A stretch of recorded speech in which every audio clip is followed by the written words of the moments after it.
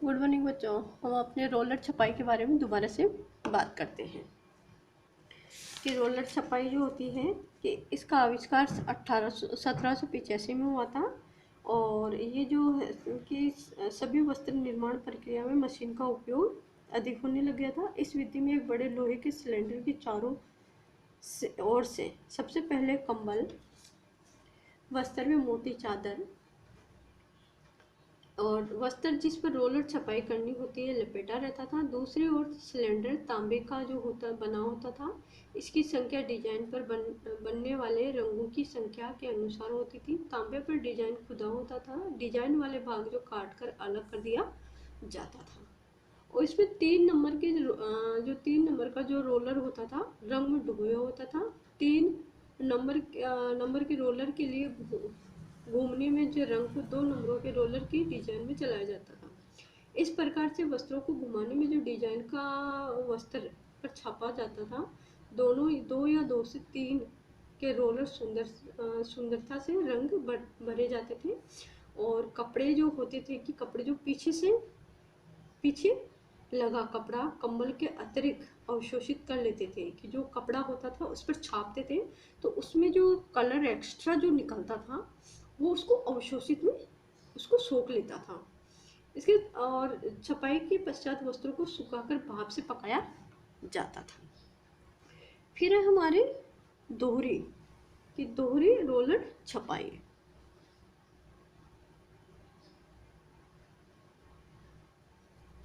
यहाँ से 5th point है हमारा दोहरी रोलर छपाई। कि वस्त्र जो होते थे कि दोनों तरफ से छपाई करने के लिए एक इस विधि का प्रयोग किया गया कि जो वस्त्र होता दोनों तरफ से कि हम यदि इधर से देखेंगे या उधर से दोनों की मतलब सीधी साइड और उल्टी साइड तो दोनों तरफ से वो कपड़ा था हमारा कि इसमें दोहरी रोलर छपाई में क्या होता था कि वस्त्रों पर दोनों तरफ से छपाई करने के लिए इस विधि का प्रयोग किया जाता था। और ऐसे जो वस्त्र होते दोनों ओर से काम लिए जाते थे। इस वस्त्र पर दोहरे पहले तरफ से छपाई की जाती थी। वस्त्र को पलटकर पुनः छपाई की जाती थी। दोहरी छपाई की मशीन में एक ही समय में वस्त्र के दोनों तरफ से छपाई की जाती थी। फिर है फ्लोक छपाई। इस प्रक्रिया में कि इसमें क्या होता है सूती, रेयन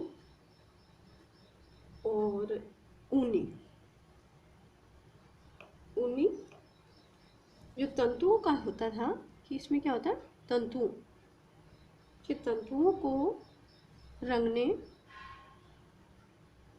के पश्चात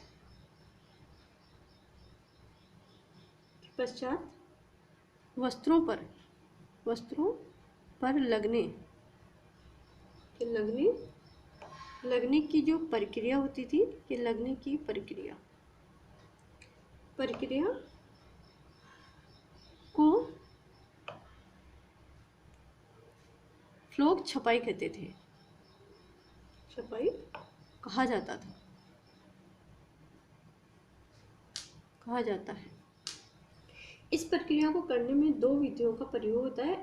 एक तो क्या होता था पहला तो इसमें क्या होता था कि वस्त्र पर सर्वप्रथम रेजिन पदार्थों की छपाई की जाती थी जो सूखने से पूर्व कि जब वो सूख जाती थी कि सूखने से पूर्व ही फ्लोक अथवा छोटे रंगीन तंतुओं को उस पर दबाकर चिपकाया जाता था।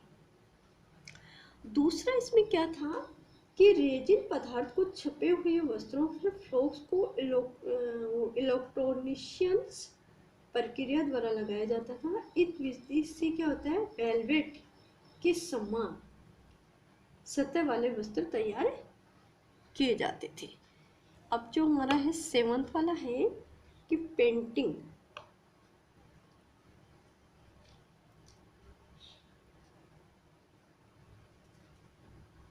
कि इसमें था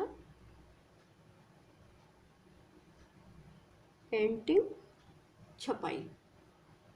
वाली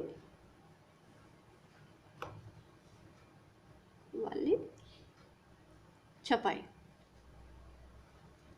छपाई इसमें होता है कि हाथ से पेंटिंग सिल्क वस्त्रों पर अच्छी लगती थी, कि हाथ के द्वारा जब हम पेंटिंग करते थे तो वो वस्त्र बनता है सिल्क का। और डिजाइन के जो रेखा चित्र की छपाई मोम की सहायता से की जाती थी, और छपाई के उपरांत हाथ से ब्रश से पेंटिंग की जाती थी।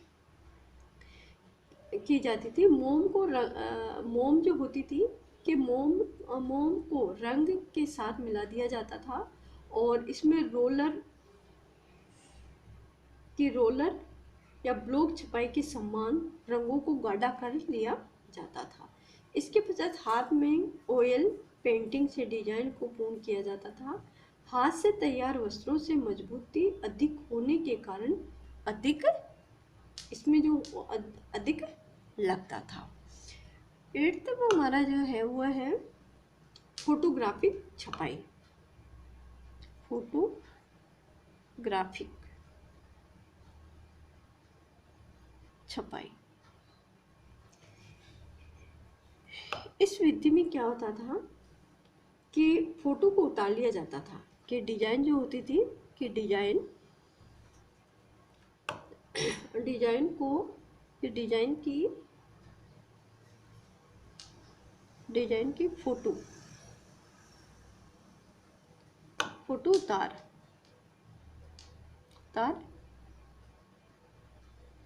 ली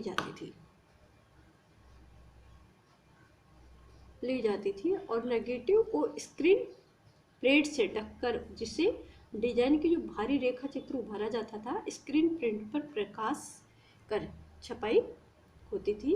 और फिल्म में कि इसमें क्या होता है कि फिल्म में तीव्र प्रकाश डालकर रोलर डिजाइन अंकित किया जाता है। रोलर पर ये डिजाइन को अंकित हो जाने से वस्त्र की छपाई संभव होती थी। और इसमें क्या था, महीने की बहुत ही बारीक आकर्षित डिजाइन बनाई जाती थी, और इस विधि का उपयोग किया जाता था। फिर हमारी 9th में एयर ब्रशिंग विधि, की एयर ब्रश विधि।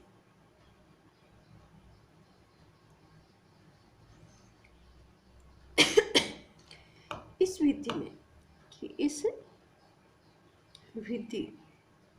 विधि में मशीन की सहायता से रंगों को शेड्स द्वारा आकर्षक डिजाइन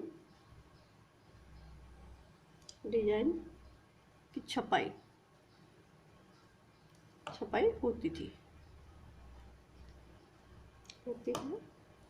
जो ब्रश थी कि ब्रश वस्त्र को स्पर्श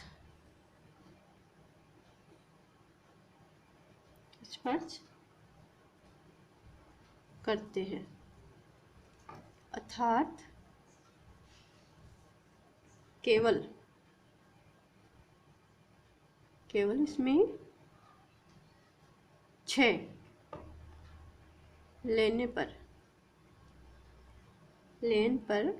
6 जो परत होती थी, वो लाइन होती थी, पर क्या करते थे, इसमें रंगों को फैला दिया जाता था।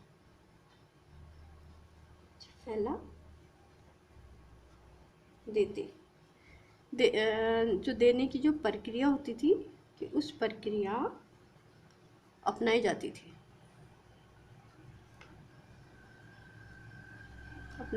है। और यह जो प्रक्रिया है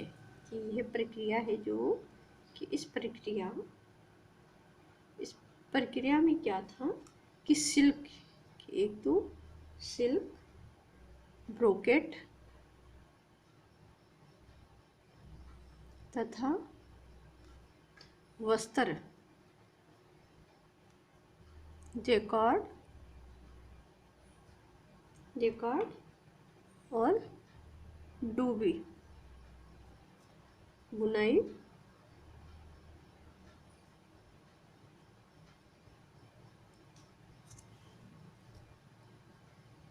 बुनाई द्वारा निर्मित वस्त्रों के लिए उपयुक्त रहते थे। उपयुक्त रहते हैं। अब हमारे अवरोधक छपाई, दूसरा हमारा जो पॉइंट था, तो ये तो हमारे थे ब्लॉक प्रिंटिंग छपाई। अब है अवरोधक छपाई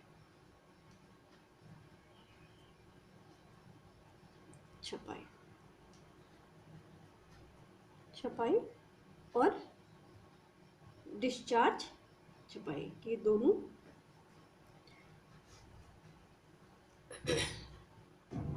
पहला हम अवरोधक छपाई कि अवरोधक जो छपाई होती है कि अवरोधक छपाई में डिस्चार्ज छपाई के विपरीत होती है। कि अवरोधक छपाई होती है वो डिस्चार्ज छपाई के विपरीत होती है और इस विधि में छपाई का कार्य सफेद वस्त्र पर किया जाता है। कि अवरोधक जो छपाई है, अवरोधक छपाई डिस्चार्ज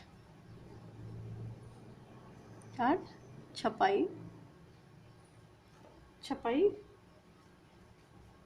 के विपरीत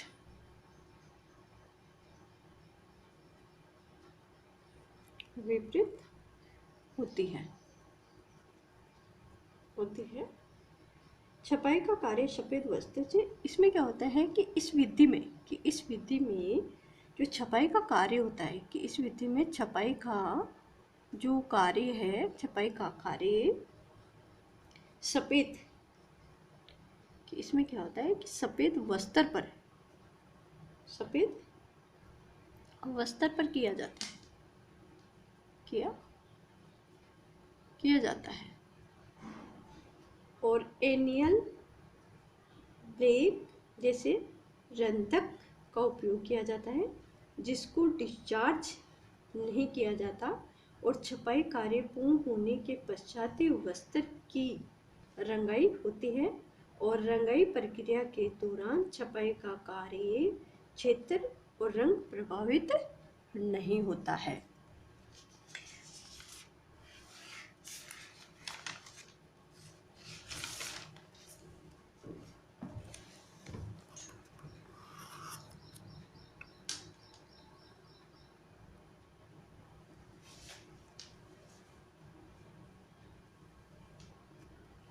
इसमें है हमारा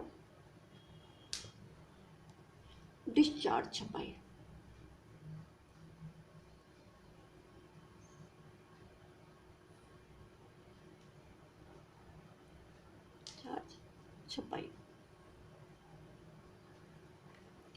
डिस्चार्ज छपाई अति गहरे वस्त्रों पर होती है।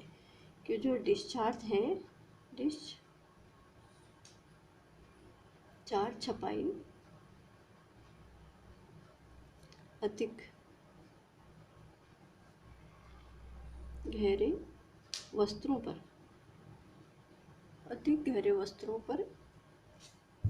होती है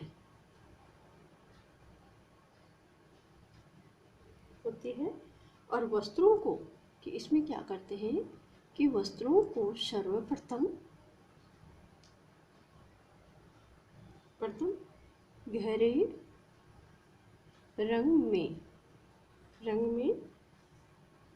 रंग लिया जाता है।